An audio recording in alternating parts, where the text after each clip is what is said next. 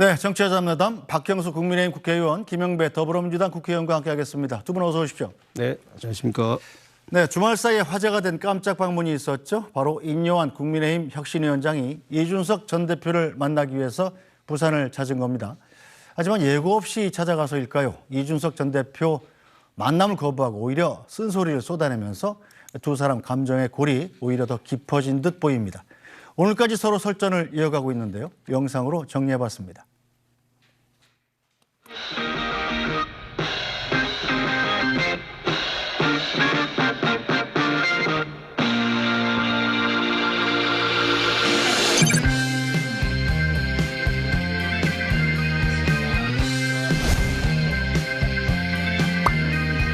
모질게 말하지 말라며. 모질게 말하지 말라며. Well, so Mr. Linton, I wasn't expecting you. What have you learned from the recent council election? Have you tried talking to the people of council? But as of now, as I told you, you failed to meet the prerequisites. So at the moment, I have not much to tell you at this point. 영어를 적어도 훨씬 잘한다.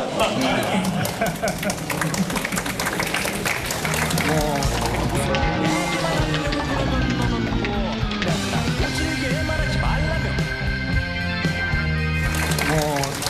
By the way, Mr. Linton, am I the patient here? Am I the patient here? Are you here as a doctor?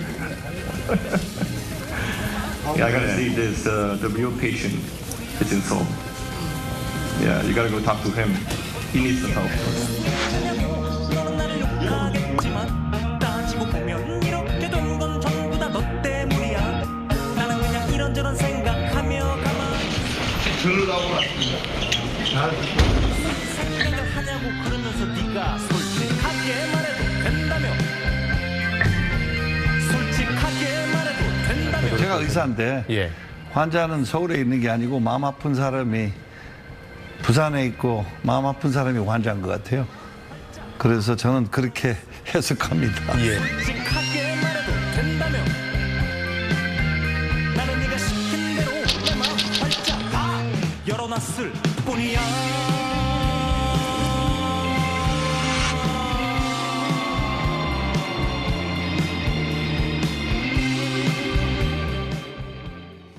네, 인요한 혁신위원장이 예고 없이 부산에 이준석 전 대표를 찾아갔다가 면박을 당한 셈인데 이 질문은 여당 의원이신 박형수 의원께 드려야 되겠군요. 당에서 원래 인요한 위원장이 내려간다니까 반대했었다면서요?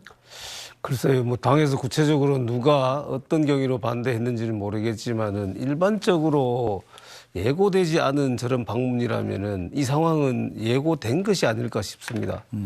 이미 이준석 당대표 전 당대표는 헤어질 결심을 이미 하고 있는 것 같아요. 그런데 지금 거기에 아무런 예고 없이 서로 대화하자 이렇게 가면은 응할 리가 없지 않겠습니까? 물론 이제 그런 진심을 또 보여주려고 인요한 위원장이 뭐 일부러 저렇게 택했을 수는 있다고 생각합니다만은 당 입장으로서는 인요한 혁신위원장 개인 자격이 아니라 당의 혁신위원장인데 그러니까 그런 것들은 조금 더 신중하게 좀 접근하지 했어야 되지 않느냐. 예를 들어서 대사면 같은 경우에도 이게 준비되지 않은 상황에서 그대로 튀어나오다가 보니까 지금 뭐 당사자가 지금 다 반발하고 있는 그런 상황 아니겠습니까? 그래서 이게 대사면인지 뭐 징계 취소든 어쨌든 간에 지금 아무런 지금 의미가 없는 그런 상황이 돼버렸어요. 그래서 이런 부분들은 조금 더 인요한 위원장이 좀 폭넓고 신중하게 좀 생각을 했어야 되지 않을까 싶습니다. 네, 자 김영배 의원께서는 민주당 의원 입장에서 저 장면 어떻게 보셨습니까? 지금 인요한 위원장은 순천 사람이란 말이에요. 우리말을 우리보다 더 잘해요. 그런데 이준석 전 대표가 왜 구태여 꼭 영어를 써서 얘기를 해야만 됐을까요? 그러니까 지금 인요한 혁신위원장이 추진하는 혁신이 사실은 제대로 된 혁신을 하려고 하는 게 아니다. 결국 외부에서 와서 내부의 이런 큰 문제들을 해결할 수 있겠느냐. 외부인이시지 않느냐 이런 저는 의미로 받아들였어요.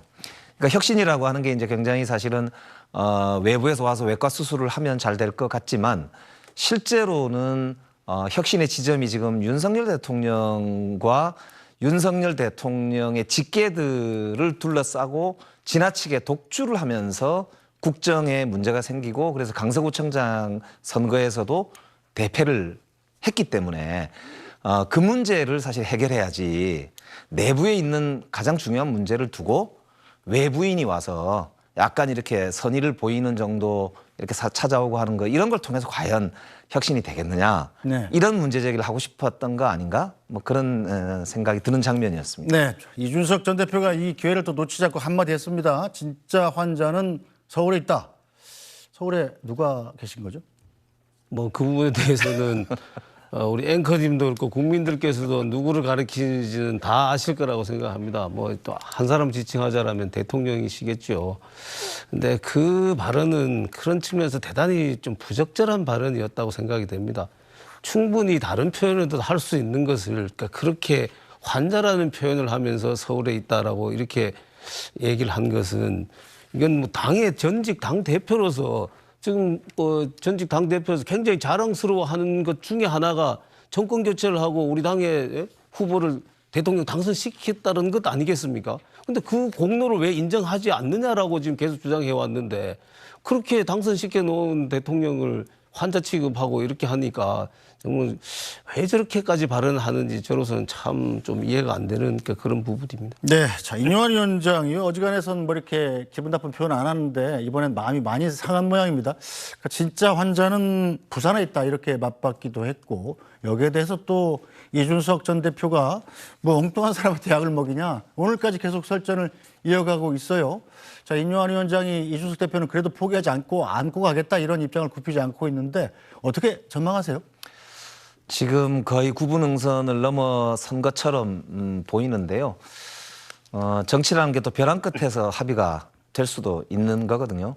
제가 보기에는 핵심은 인요한 위원장하고 이준석 전 대표의 관계가 아니고 윤석열 대통령의 결심, 결단 이게 이제 가장 중요할 거라고 보이고 그런 점에서 보면 유승민 의원도 대통령이 변하는지 혹은 국정 운영의 기조가 바뀌는지 지켜보겠다. 네. 뭐가 바뀌는지 지켜보겠다. 그리고 결정하겠다. 이렇게 지금 답을 하고 있기 때문에 저는 11월 한 달이 그런 면에서 보면 마지막 대통령이 어떤 결심을 하느냐 결정을 하느냐에 따라서 갈라지지 않을까 이렇게 보고 있고요. 그런 면에서는 인요한 혁신위원장이 지금은 뭐 이렇게 나서서 저렇게 하시지만 결국은 저는 대통령과 당의 소위 친윤 핵심들이 이 문제에 대한 결정권을 사실상 가지고 있다. 이제 이렇게 봐야 되지 않을까 싶습니다. 네, 뭐 친윤 핵심들이 결정권을 가지고 있다고 말씀하셨습니다만 국민의힘 내부에서는 지금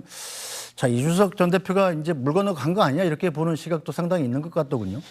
예, 뭐 저도 개인적으로는 이제 아까도 말씀드린 것 같이 헤어질 결심이 이미 한 것 같아요. 지금 오히려 이제 그런 측면에서 보자면 인요한 그 위원장의 이 대사면 통합 이것이 오히려 지금 거꾸로 지금 어떻게 보면 이준석 대표한테 이용당하는 측면이 좀 있는 것 같습니다. 자, 나를 왜 대통합하려고 하냐? 그러니까 뭔가 잘못이 있었으니까 나를 이렇게 끌어안으려고 하는 거 아니냐? 그러니까 당신들이 변해야 된다.